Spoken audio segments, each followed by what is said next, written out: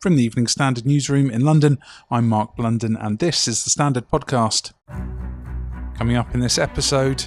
The idea really is so that every reader can get out of it whatever they want, whether it's trying to find out what the national picture is, trying to find out what's happening in London, or going really granular into what's happening in their neighbourhood.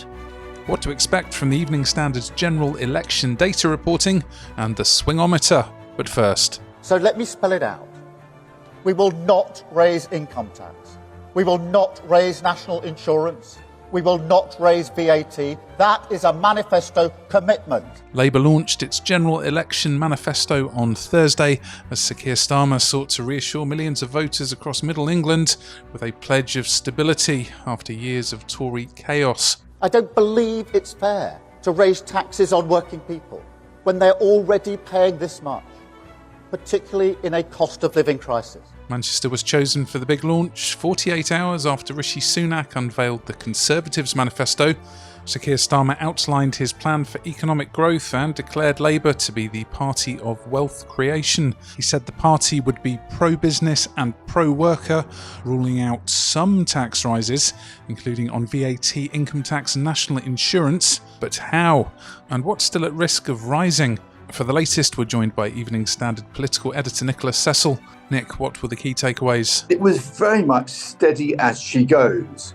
There were no fireworks, no big announcement in Keir Starmer's speech, but there was some interesting rhetoric. So he was stressing that if you elect a Labour government, they will relight the fires of renewal in Britain. That's his words. And what he's really saying is he's saying that a Labour government would put economic growth at the heart of its plan and would be a party for wealth creation. He is also stressing that people's children will actually be better off than they are. So generation by generation have normally got better off until recently, and now current children in Britain are facing the prospect of being less well off than their parents. So he's vowing to reverse that by getting economic growth, healthy economic growth, so not this anemic 0.1, 0.2% a quarter, but proper economic growth going across the country. Yourself and our chief political correspondent Rachel Burford made some interesting points in your piece today about Labour needing to overcome the elusive economic growth and this word ruling out some taxes. So how is it that they're going to relight the fire? To see two key questions that remain. So the first one is how do you get this economic growth? Because if you look back in recent years, we've had the COVID pandemic, we've had Putin's war in Ukraine, and there's been economic and political turmoil over the past few years, at least, with various administration, including and particularly Liz Truss's chaotic administration, which lasted only around for 50 days. So the question is, how do you get the economy revved up and going at a far better speed? So far that's been elusive in recent years. And the problem is that if you can't get that economic growth going, how do you pay for everything that you want to pay for? And the answer is really only two options. One is more borrowing, which the government always don't want to do, or you've got to raise taxes further, which again, governments don't want to do. And specifically on taxes, Labour have been very clear that they've ruled out some tax rises, but certainly not all tax rises. So, for example, they've ruled out increasing national insurance, they've ruled out increasing VAT, they've ruled out increasing income tax, but they haven't been that specific, for example, on capital gains tax. That may change. And also, they've already introduced some taxes if they get elected, such as VAT on private school fees, abolishing the non-dom status for the very wealthy in the country, and closing loopholes in the windfall tax for oil and gas giants. So if you look at those taxes aren't hugely controversial. They're controversial to a degree, but they're quite targeted. To raise large amounts of tax, you have to tax far more people. Keir Starmer has said he won't raise taxes on working people, but that leaves open still quite a few other options, including a wealth tax or a property tax and so on. So, yes, Labour has sought to close down this debate over taxes, which the Tories have sought to reignite, but it's still a big question mark over what will happen if they gain power.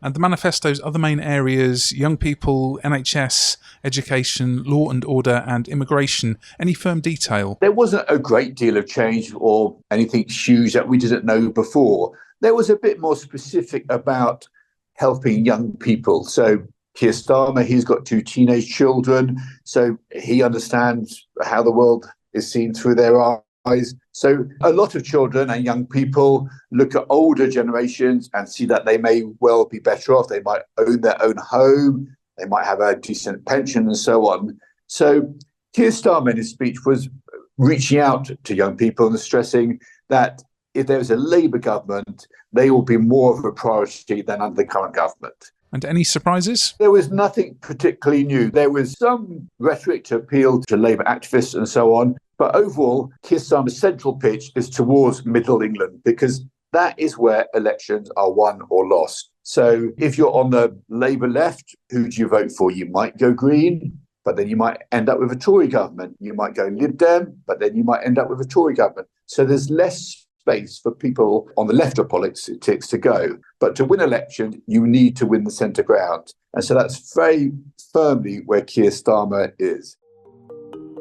Let's go to the ads. Coming up, getting data ready for general election night with the ES News team. Why not hit follow? In the meantime, give us a rating. Well-presented data is crucial to help us make sense of general election results on the big night. Stats, names, numbers and percentages will all come in thick and fast from hundreds of constituencies, and the Evening Standard news team has been preparing fresh ways to present metrics to our audience. They've been plotting interactive maps, charts and graphs for readers to digest the data and what the results mean for a new government.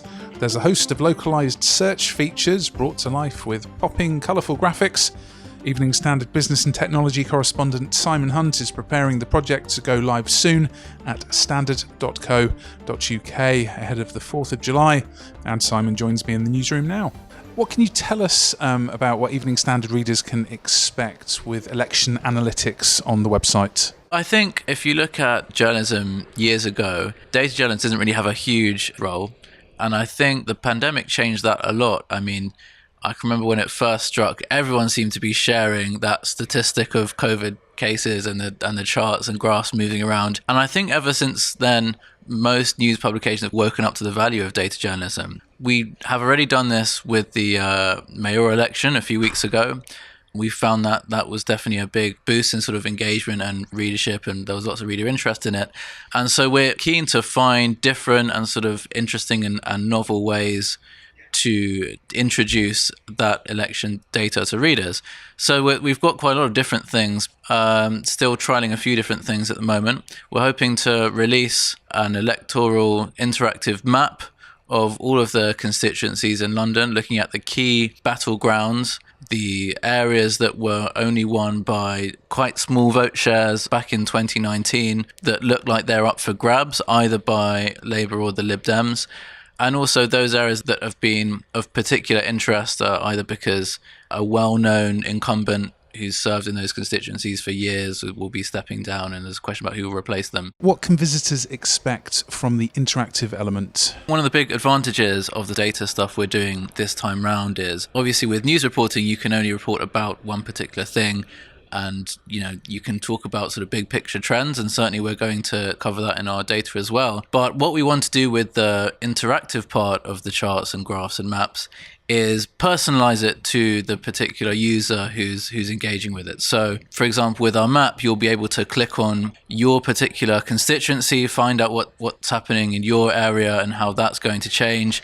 In our charts and graphs, you'll be able to search for your particular candidate or your particular area. And so the idea really is so that every reader can get out of it whatever they want, whether it's trying to find out what the national picture is, trying to find out what's happening in London, or going really granular into what's happening in their neighbourhood. How is it going to look, and is it going to be available with the same experience on all devices? Our readership is sort of very diverse in terms of where people consume the news. So quite a lot of it is mobile, is tablet, people who read news on their computers is probably a declining share. So when we're thinking about building charts and maps and even things like swingometers, which I'm a big fan of, we want them to be interactive and we want them to be able to work with people's smartphones and their tablets when they read. There's a lot of fast-moving data. What are some of the technical challenges in getting it presented in a digestible form? The biggest challenge really is speed.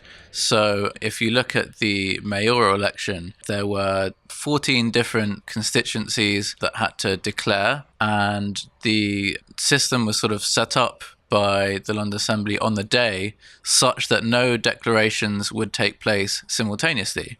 And that meant, from my perspective, it was fairly straightforward because you've got one declaration happening after the other, and I can very easily collect the data constituency by constituency.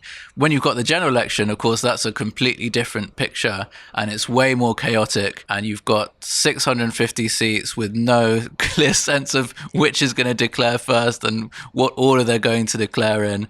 And there might well be 5 different places or 10 places declaring at the same time.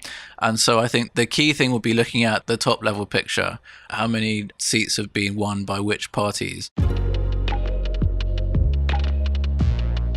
There's much more election coverage in the Evening Standard newspaper and online at standard.co.uk. We're back on Friday with a special edition for you.